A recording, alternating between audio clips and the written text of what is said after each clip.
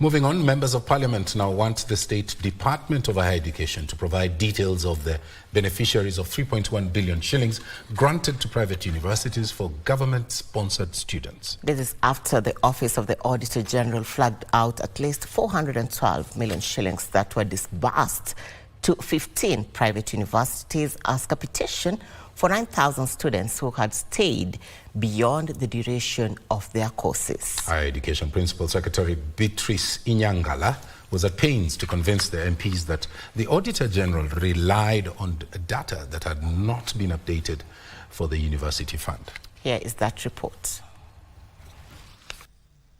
According to the Auditor General, at least 15 billion shillings were disbursed to 32 private universities as grant capitation for government-sponsored students for a period of 7 years from 2016 to 2023. However, the amount of 201 million shillings was disbursed to 15 private universities as grant capitation for 4,500 students who were not placed by the Kenya Universities and Colleges Placement Services. Another 412 million shillings was disbursed as capitation for students who had stayed beyond their course duration. The Auditor General also flagged out 35 million shillings had been disbursed to private universities as capitation for students who had already graduated, while another 53 million shillings for students who had deferred their studies. MPs demanding the ministry provide details to validate the funding of the private universities.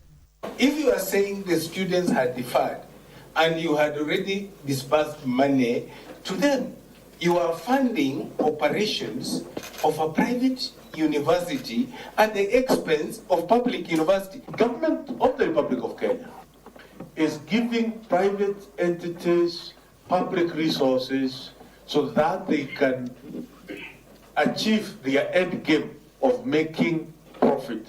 Higher Education Principal Secretary Beatrice Inyangala, in response, faulted the Office of Auditor General for relying on initial placement data without capturing subsequent institution transfers.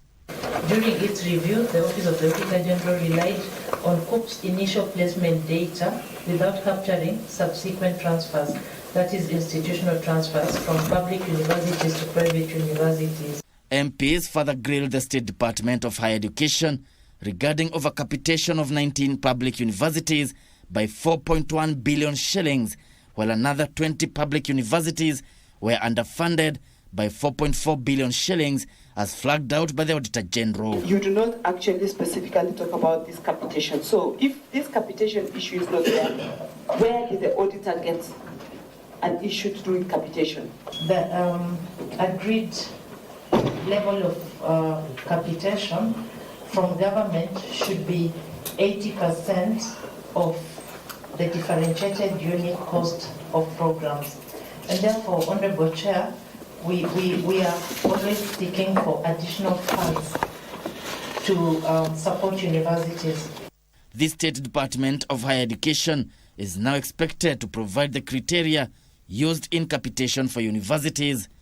Gishoke Washira, Prime Edition.